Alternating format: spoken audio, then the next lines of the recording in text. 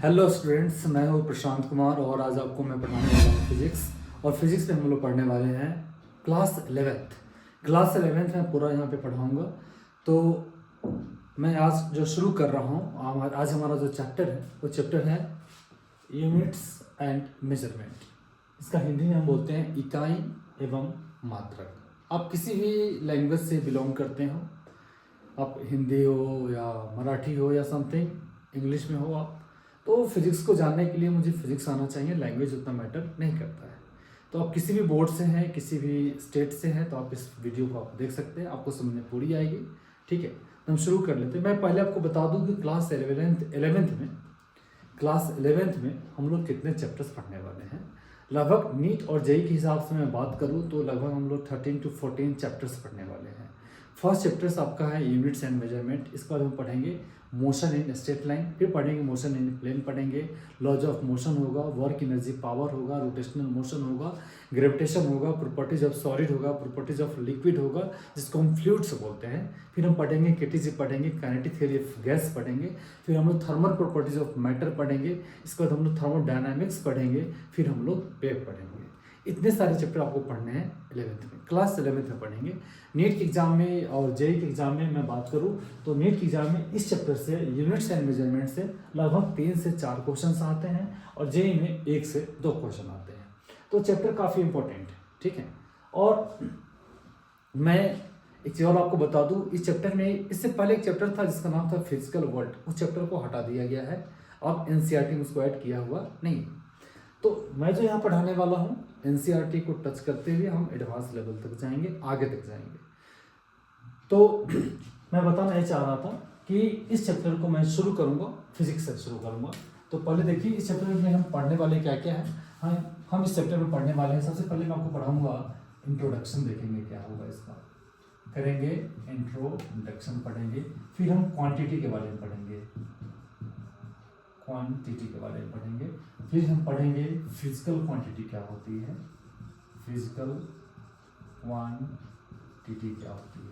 इसके बाद हम लोग फंडामेंटल क्वांटिटी पढ़ेंगे, फंडामेंटल क्वांटिटी को पढ़ेंगे। इसके बाद हम लोग डिराइव्ड क्वांटिटी को समझेंगे, डिराइव्ड क्वांटिटी को समझेंगे। ठीक है, यूनिट्स को समझेंगे, यूनिट्स क्या है इसको समझेंगे हम लोग, डायमेंशन को समझेंगे हम लोग, डायमेंशन क्या होता है उसको फील करेंगे हम लोग, डायमेंशन समझेंगे। डायमेंशन के बाद हम लोग एरर पढ़ेंगे, एरर्स पढ़ेंगे। एरर्स के बाद हम लोग सिग्निफिकेंट फिगर पढ़ेंगे, सिग्निफिकेंट फिगर पढ़ेंगे, राउंड ऑफ पढ़ेंगे, और राउंड ऑफ के बाद हम लोग ये चैप्टर हमारा फिनिश हो जाएगा। और इसके बाद हम लोग PYQ कुछ क्वेश्चंस करेंगे। ठीक है, तब जाके हमारा ये चैप्टर क्या हो जाएगा, फिनिश हो जाएगा। ये चैप्टर आपका फिजिक्स का, इसमें हम लोग इतने सारे टॉपिक्स पढ़ने वाले हैं।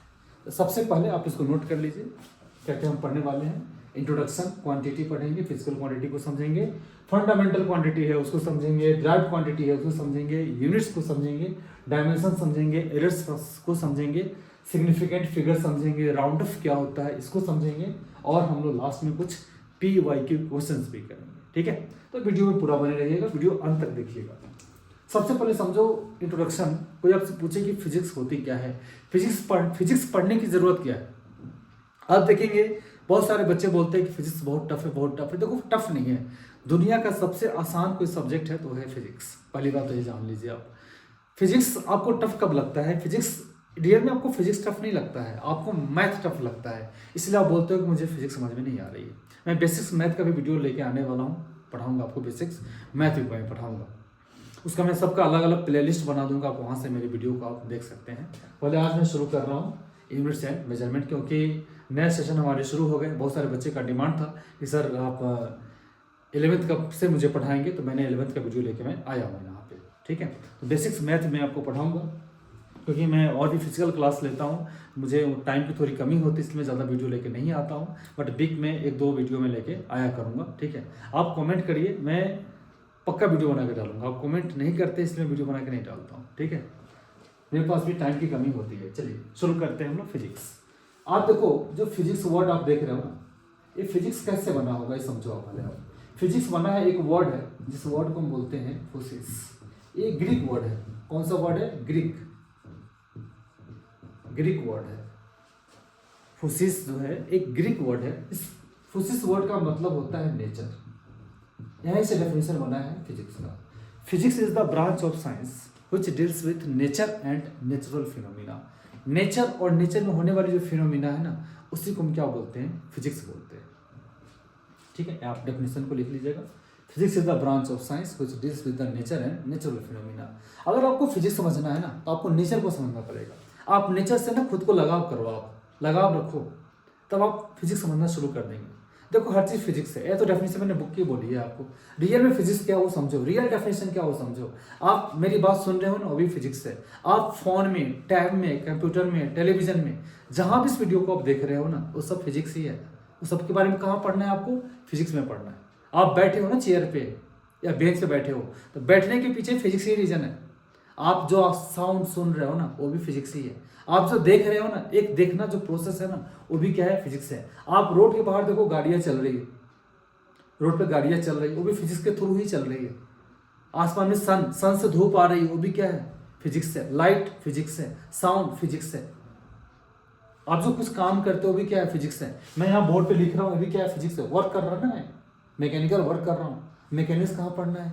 फिजिक्स में पढ़ना है। आसमान में आपको रेनबो दिखाई देता है, बारिश हो रही है, धूप निकल रहा है, रात हो रही है, दिन हो रहा है। सुनीता विलियम्स ऊपर स्पेस स्टेशन में जाकर रुक रही है, फिर वहाँ से नीचे आ रही है। एलोन मस्क साहब बहुत सारे रॉकेट यहाँ से भेज रहे हैं, बहुत सारे सैटेलाइट्स भेज रहे हैं। ये सब कहाँ पढ़ना है आपको? फिजिक्स में पढ़ना है। आप टेलीविजन पे सीरियल्स देख रहे हैं, मूवी देख रहे हैं, आपका नेट काम कर रहा है, आप कॉलिंग सिस्टम से बात कर रहे हैं, आप कॉल पे बात कर रहे हैं, ये सब कहाँ पढ़ना है? फिजिक्स। यही तो फिजिक्स है। आप अगर इसको जान लिए, आप इसको रिलेट कर लिए, फिजिक्स आपके लिए आसान हो गया। जब आप फिजिक्स में न्यूमेरिकल की बात करते हैं ना, आपको मैथ नहीं आता, आप मैथ में फंसते हो, फिर बोलते हो फिजिक्स टफ है ना। Mathematics is the language of physics. SC. Verma sir ने बोले हैं कि mathematics is the language of physics. Physics की भाषा है मैथ, और आपको मैथ ही नहीं आएगा तो फिर फिजिक्स कहाँ से आएगा? इसीलिए आपको फिजिक्स टफ लगता है। ठीक है, तो मैथ पे भी आपको ध्यान देना है। अगर आपको मैथ आ गया, कैलकुलेशन करने आ गया, फिजिक्स आसान हो जाना है। चलो, तो फिजिक्स कौन से वर्ड से बना है? फिजिक्स बना है फोसिस से। फोसिस जो है कौन सा वर्ड है? ग्रीक वर्ड है, जिसका मतलब क्या होता है? नेचर। इसलिए मैंने बोला फिजिक्स का branch of science which deals with the nature and natural phenomena. अब देखो, जब फिजिक्स बना ना, तो फिजिक्स बनने के लिए बहुत सारे कुछ पॉइंट्स ध्यान में रखे गए। आप देखेंगे जो भी चीज़ बनी हुई है ना, एक उसमें एक यूनिफिकेशन है, यूनिक चीज़ बनी हुई है। जैसे कोई नहीं जानता था कि आज हम फोन का यूज इतना करेंगे। आज देखो, इंसान लंदन में बैठा हो, अमेरिका में बैठा हो, आप उससे वीडियो कॉल डायरेक्ट बात कर लेते हैं।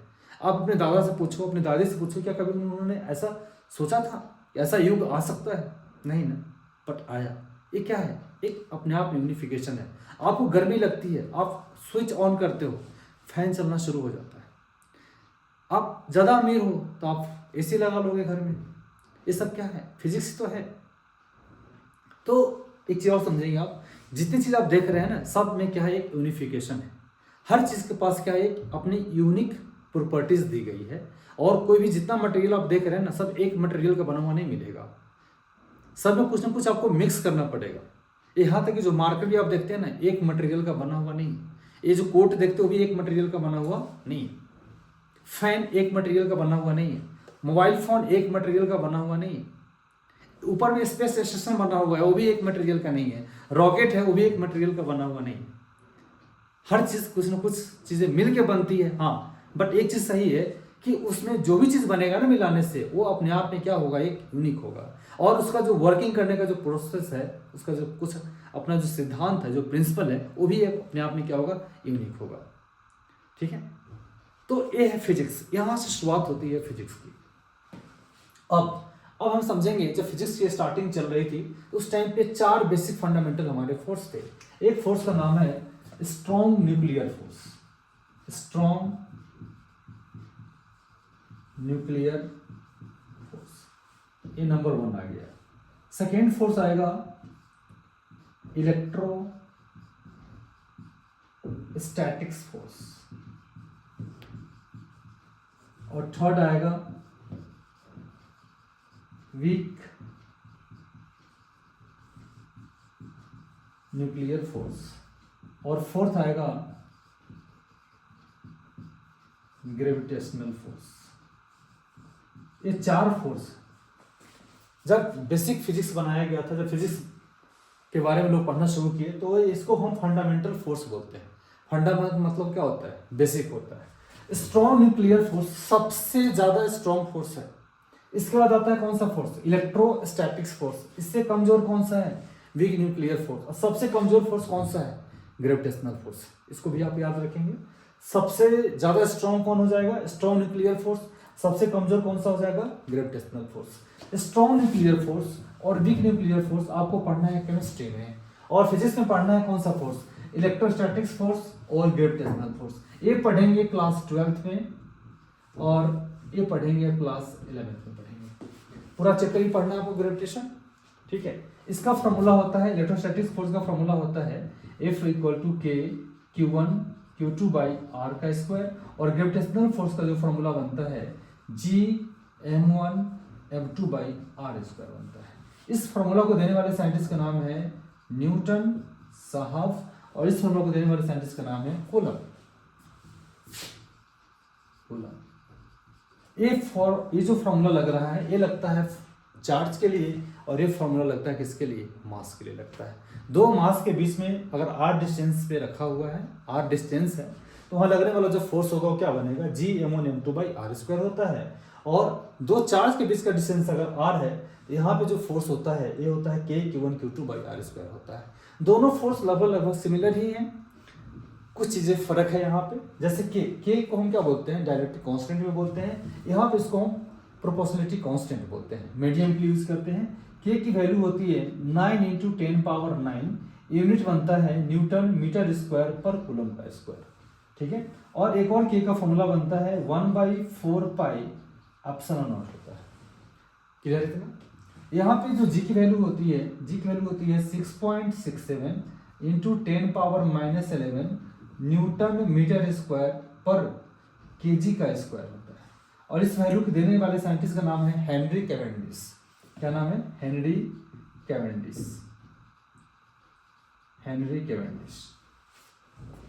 ठीक है, इसको आप नोट कर लीजिए। सबसे ज्यादा स्ट्रॉन्ग फोर्स कौन सा है? Strong nuclear force. सबसे कमजोर फोर्स कौन सा है? Weak gravitational force. सबसे कमजोर, इतना कमजोर है कोई भी रोक सकता है। हमने मार्कर के ऊपर फेंका, तुरंत आया, हमने इसको रोक लिया।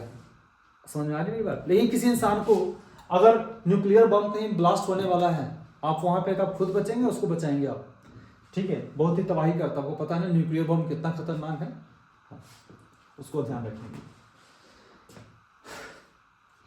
अच्छा, न्यूक्लियर बम से मुझे याद आया, आपने देखा होगा जब भी कभी आप घड़ी खरीदने जाते हैं ना, घड़ी में यहाँ लिखा रहता है 12, यहाँ होता है 6, यहाँ होता है 3, यहाँ होता है 9, यहाँ होता है 10, यहाँ होता है 8, 7, यहाँ हो गया 5, 4, यहाँ हो गया 2, और यहाँ हो गया 1, यहाँ होता है बीच में 11। आप देखेंगे घड़ी में यहाँ पे लिखा रहता है 10:10। ऐसा आपने टाइम देखा होगा। जब भी आप घड़ी के शॉप में जाएंगे ना, कभी भी आप घड़ी के शॉप में जाएंगे, वॉच के शॉप में जाएंगे, आप देखेंगे जितने भी सारे घड़ी लगे हैं तो दीवार पे सबका टाइम ये दिखाते रहता है कितना? 10:10 दिखाते रहता है। 10:10। ये क्यों दिखाया जाता है, क्या आप जानते हैं? 10:10 क्यों दिखाया जाता है? देखो यही है, यहाँ पे जापान में हिरोशिमा और नागासाकी जो जगह है, वहाँ पे अमेरिका ने जब अपना न्यूक्लियर बम का परीक्षण किया था, तो उस टाइम पे टाइम कितना हो रहा था? 10:10 हो रहा था। तो इस टाइम को हम लोग शोक के टाइम पे व्यक्त करते हैं, याद करते हैं कि उस टाइम पे इंसानों के साथ बहुत ही गलत हुआ, ऐसा नहीं होना चाहिए। उस टाइम को याद करने के लिए घड़ी में इतना टाइम दिखाया जाता है, 10:10। ठीक है, उम्मीद है आपको जानकारी अच्छी लगी होगी। कोई आपसे पूछे तो बता सकते हैं कि 10:10 क्यों बताया जाता है? क्योंकि इस टाइम पे हिरोशिमा और नागासाकी में क्या था? बम ब्लास्ट कराया गया था। कौन सा? न्यूक्लियर बम ब्लास्ट करवाया गया था। आज तक वहाँ के लोग अपंग पैदा होते हैं, यही रीजन है। इसीलिए घड़ी में 10:10 दिखाया जाता है, क्योंकि उस टाइम पे टाइम क्या हो रहा था? 10:10 हो रहा था। ठीक, चलिए अब हम लोग पढ़ेंगे क्वांटिटी के बारे में।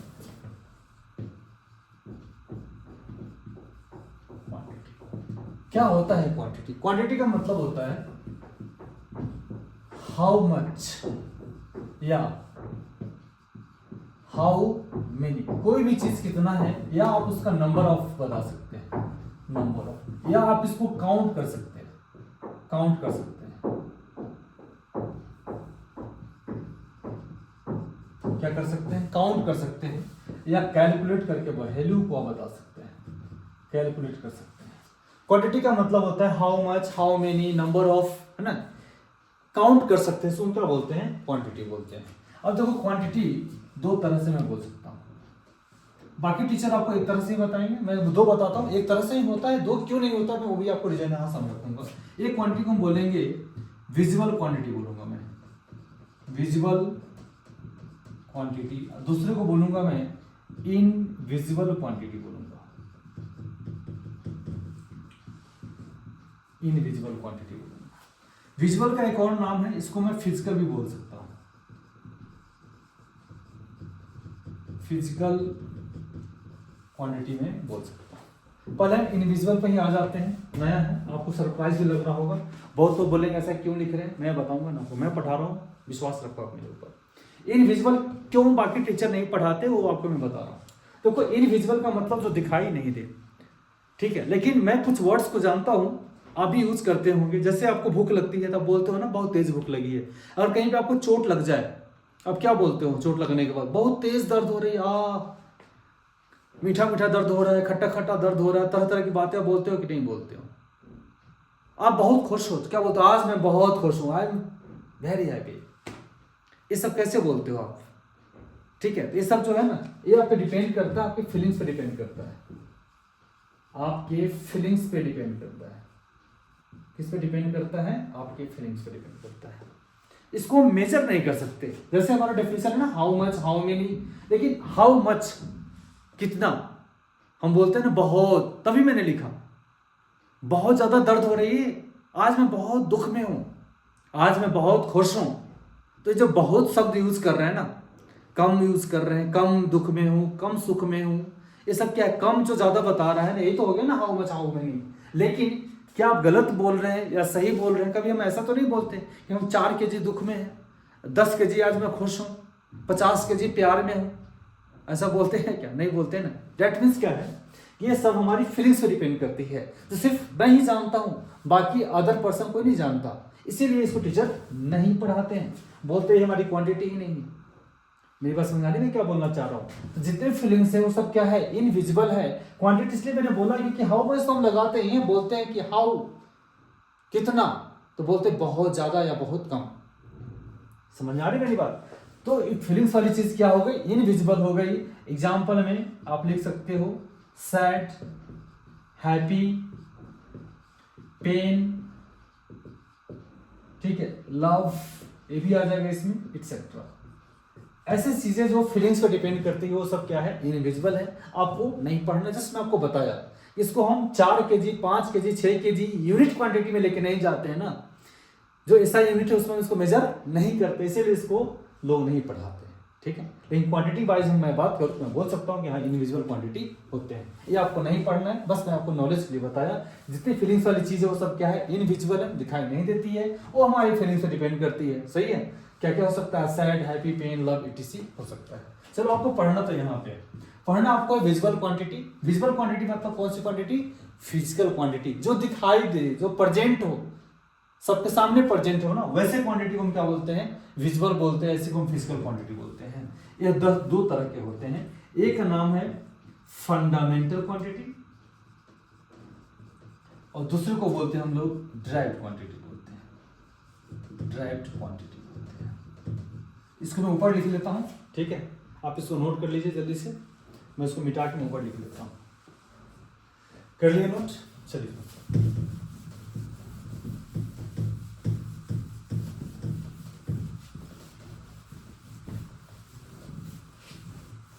अब देखिए, मैंने बोला कि जो फिजिकल क्वांटिटी है ना,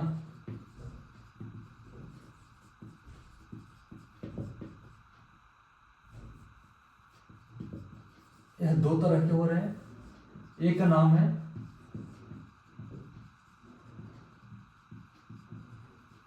फंडामेंटल क्वांटिटी, और दूसरे का नाम क्या है, डिराइव्ड क्वांटिटी। फंडा, फंडा का मतलब होता है बेसिक, याद रखेंगे आप।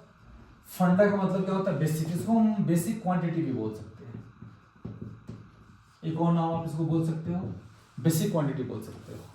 ध्यान रखेंगे, it is independent quantity, independent quantity. Independent का मतलब होता है बिल्कुल फ्री, स्वतंत्र, जिसको हम बोलते हैं, ठीक है। आप किसी भाषा से हो, कोई फर्क नहीं गिरता है। इट इज इंडिपेंडेंट मतलब हो गया स्वतंत्र, बिल्कुल फ्री, इंडिपेंडेंट क्वांटिटी, किसी और क्वांटिटी से कोई लेना देना इसको नहीं। दूसरी बात, देयर आर सेवन, ये कितने होते हैं, 7 होते हैं, देयर आर 7। इसके बाद all fundamental quantity are scalar quantity, all fundamental quantity are scalar quantity होती है, स्केलर क्वांटिटी होती है। स्केलर का मतलब जानते हैं आप, स्केलर का मतलब होता है ओनली मैग्नीट्यूड, ओनली मैग्नीट्यूड, जिसके पास केवल मैग्नीट्यूड होगा ना, उसी को हम क्या बोलते हैं, स्केलर क्वांटिटी बोलते हैं। मैग्नीट्यूड का मतलब होता है just a numerical value, numerical value. Magnitude का मतलब क्या हो गया, जस्ट अ न्यूमेरिकल वैल्यू। जैसे एग्जांपल में देख लीजिए आप, कहीं पे लिखा हुआ है 5 kg, क्या लिखा मैंने, 5 kg, तो मास का जो यूनिट है ना वो क्या हो गया, केजी। 5 क्या होगा इसका, मैग्नीट्यूड। और मैं डिस्टेंस की बात करूं, कहीं पे लिखा हुआ है 3 मीटर, तो मीटर क्या है, यूनिट, 3 क्या है, मैग्नीट्यूड, इसी को हम बोलते हैं मैग्नीट्यूड। देखो मैग्नीट्यूड क्या है, एक नंबर है, क्या है, एक नंबर है, तो न्यूमेरिकल वैल्यू होता है। कहीं कहीं पे हम मैग्नीट्यूड को हम अल्फाबेट लेटर से भी प्रेजेंट कर सकते हैं, डिपेंड्स करता है न्यूमेरिकल पे, डिपेंड्स करता है सिचुएशन पे, बट जनरली हम मैग्नीट्यूड को क्या बोलते हैं, न्यूमेरिकल वैल्यू बोलते हैं। सही है इतना। और कितने होते हैं फंडामेंटल क्वांटिटी, 7 होते हैं, ठीक है। इट इज इंडिपेंडेंट क्वांटिटी, 7 होते हैं। बेसिक क्वांटिटी हम इसको बोलते हैं, किसी और पर डिपेंड नहीं करता। आपको साथ में याद भी करते चलना है, 7 क्वांटिटी कौन कौन से होते हैं, मैं नाम लिख देता हूँ, ठीक है, आप उसको नोट कर लिए। चलो, 7 कौन कौन से होते हैं, एक का नाम है लेंथ। लेंथ की जो यूनिट होती है वो होता है मीटर, मीटर का सिंबल यूज करेंगे हम लोग एम। डायमेंशन में लिख लेंगे, डायमेंशन इसका होता है एल, यहीं पे पढ़ लेंगे। नंबर 2 मास, मास का जो यूनिट बनेगा वो होता है किलोग्राम, इसको हम शॉर्ट में केजी बोलते हैं, डायमेंशन हम लोग एम लिखते हैं। नंबर 3 टाइम, टाइम का यूनिट बनता है सेकेंड, सेकेंड को शॉर्ट में हम SEC लिखते हैं, डायमेंशन बनता है इसका T। नंबर 4 टेम्परेचर, टेम्परेचर का यूनिट बनता है केल्विन, केल्विन को K से रिप्रेजेंट करते हैं। इसका जो डायमेंशन बनेगा, कहीं पे थीटा लिखा हुआ देखेंगे, कहीं पे K लिखा हुआ देखेंगे, आप दोनों चलता है, ठीक है। इसके बाद 5 नंबर पे आएगा इलेक्ट्रिक करंट।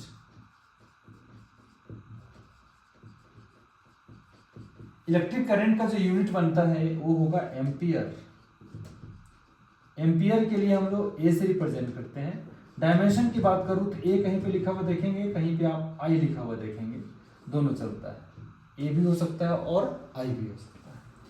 नंबर 6 है लुमिनियस इंटेंसिटी,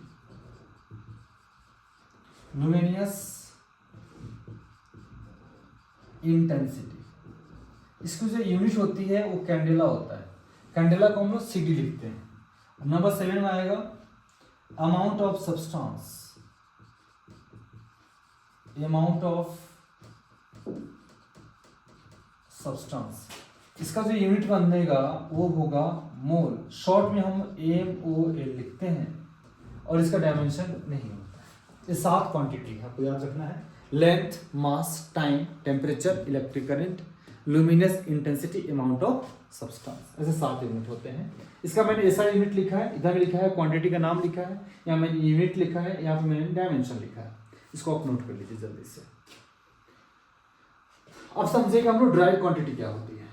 देखो ड्राइव का मतलब होता है जिसको हम ड्राइव कर सके। यह टोटली डिपेंडेंट क्वांटिटी होती है, डिपेंडेंट क्वांटिटी। ये डिपेंड किस पे करती है? डिपेंड करती है फंडामेंटल क्वांटिटी पे डिपेंड करती है। किस पे डिपेंड करेगी? ये 7 फंडामेंटल क्वांटिटी है ना, इसी पे डिपेंड करती है। कौन सी क्वांटिटी? Drive quantity. इसका आप एग्जांपल देखेंगे,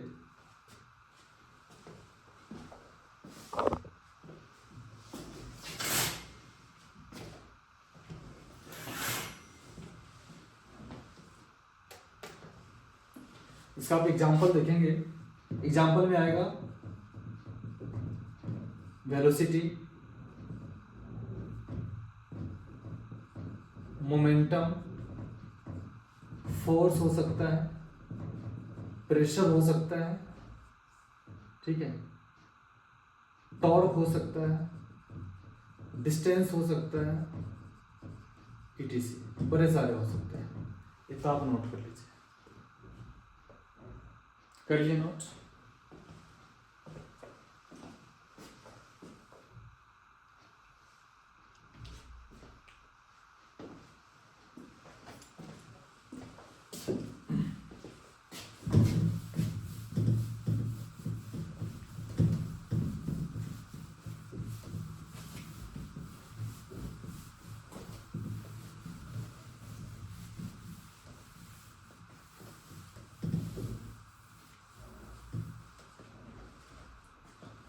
अब पढ़ेंगे हम लोग सप्लीमेंट्री क्वांटिटी।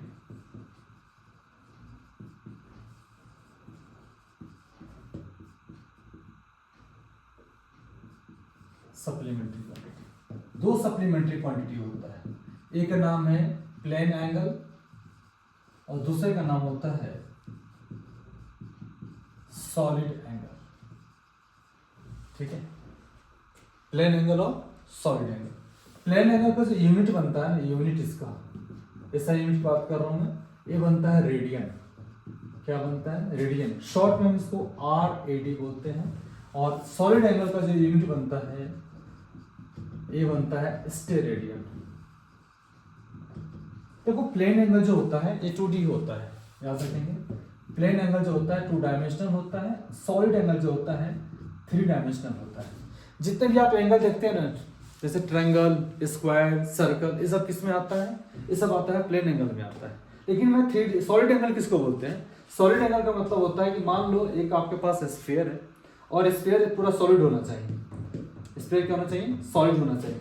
इस सॉलिड स्फीयर का हमने एक पार्ट यहाँ से कट करके हमने बाहर निकाल लिया।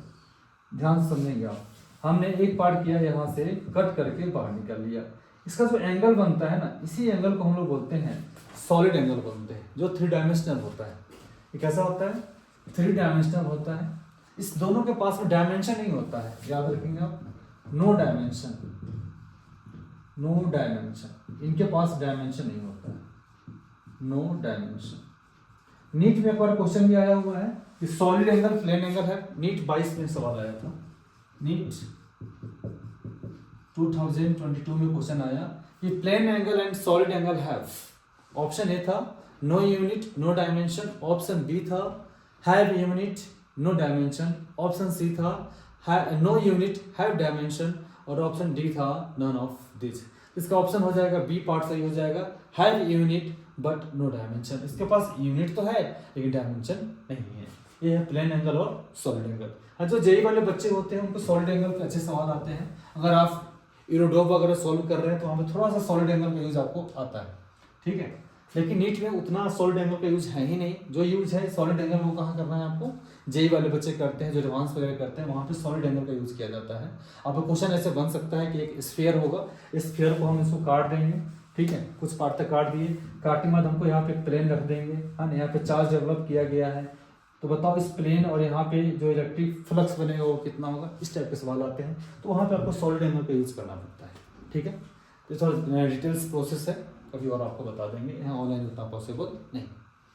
क्लियर है इतना? नोट कर लिया आप इसको, कर लिया नोट।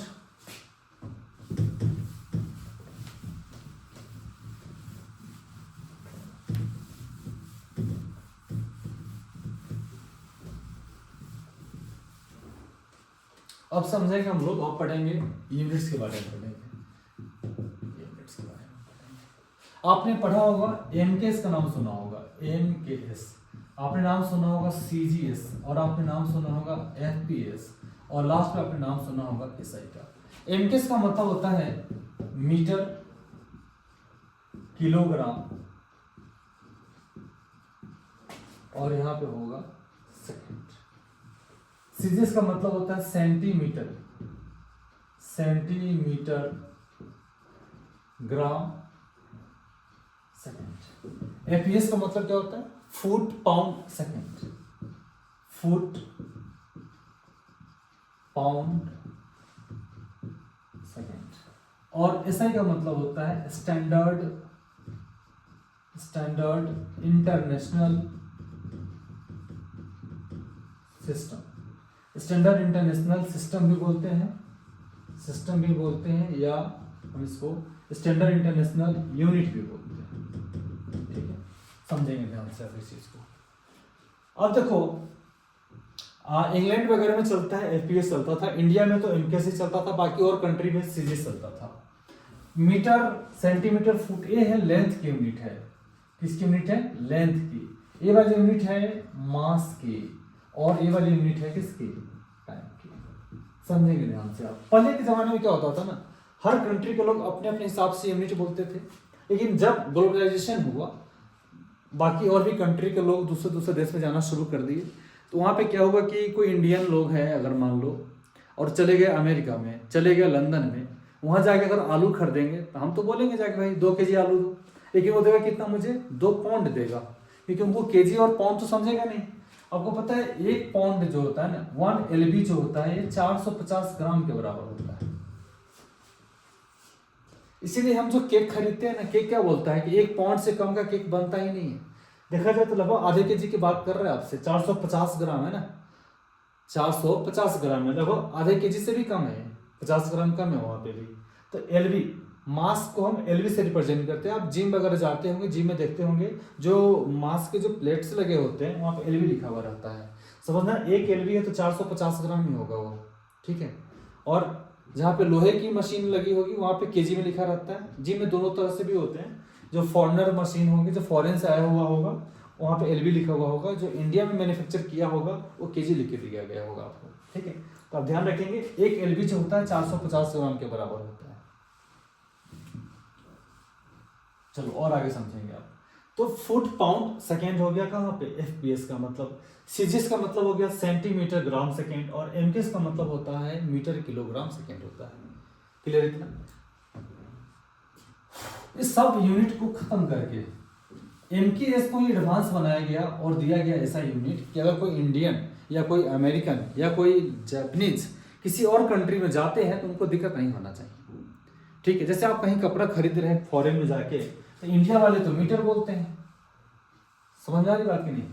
आप अमेरिका में चले गए, इंग्लैंड में चले गए तो आपको फुट में दे देगा, दोनों मैच करेगा ही नहीं, अलग अलग क्वांटिटी मिल जाएगी आपको। इसीलिए सबको खत्म करके फ्रांस की राजधानी पेरिस में वेट एंड एक ब्यूरो बनाया गया, वेट एंड मेजरमेंट करके। उन्होंने 1974 में समथिंग, मुझे जहाँ तक याद आ रहा है, 1974 में उन्होंने डिसाइड किया कि हम क्या करते हैं, एक ऑर्गेनाइजेशन बनाते हैं और उस ऑर्गेनाइजेशन के थ्रू पूरे वर्ल्ड में एक ही यूनिट चलेगी, सबको इसी यूनिट का यूज करना है, जिसका नाम दिया गया एसआई यूनिट, ठीक है। वो जो आपको मैंने जस्ट लिखा था, फंडामेंटल क्वांटिटी लिखा था ना, 7 होते हैं। लेंथ के लिए आप सबको यूज करना है मीटर, मास के लिए यूज करना है केजी, टाइम के लिए यूज करना है सेकेंड, टेम्परेचर की जरूरत है केल्विन, इलेक्ट्रिक करंट के लिए एम्पियर यूज करना है, लुमिनियस इंटेंसिटी है तो कैंडेला यूज करना है, अमाउंट ऑफ सब्सटेंस है तो मोल का यूज करना है।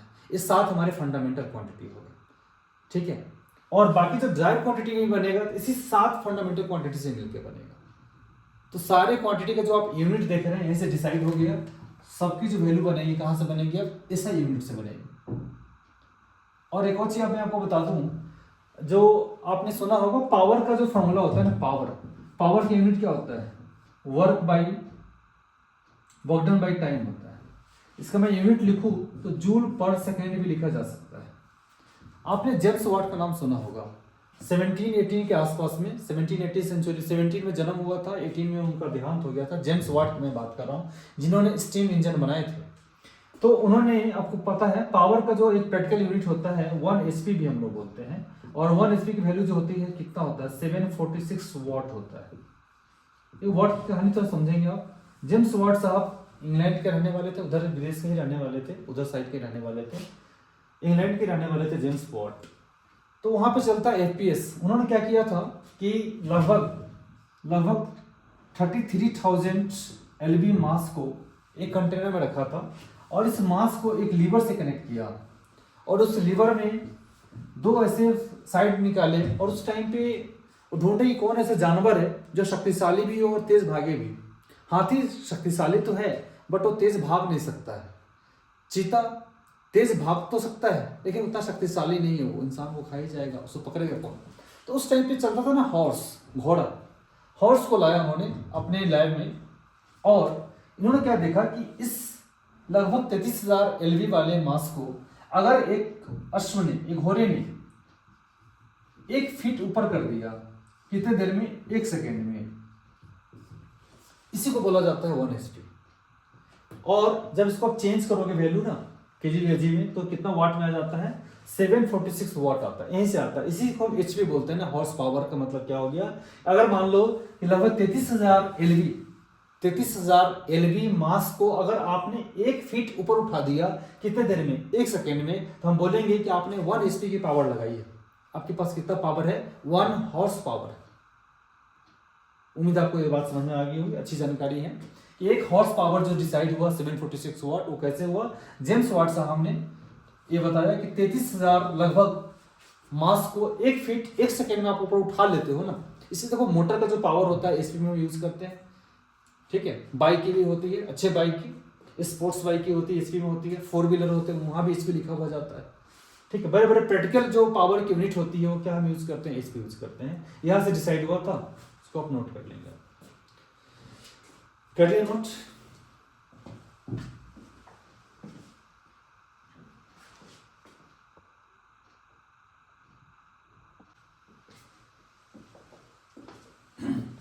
चलिए अब हम लोग कुछ प्रीफिक्सेस वैल्यू देखते हैं। जैसे पावर ऑफ 10 कहीं पे लिखा रहेगा ना 18, इसको पढ़ेंगे हम लोग एक्सा, सिंबल यूज करेंगे ई। कहीं लिखा है 10 पावर 15, इसको पढ़ेंगे पेटा, सिंबल यूज करेंगे पी। कहीं पे लिखा हुआ रहेगा 10 पावर 12, इसको पढ़ेंगे टेरा, सिंबल यूज करेंगे टी।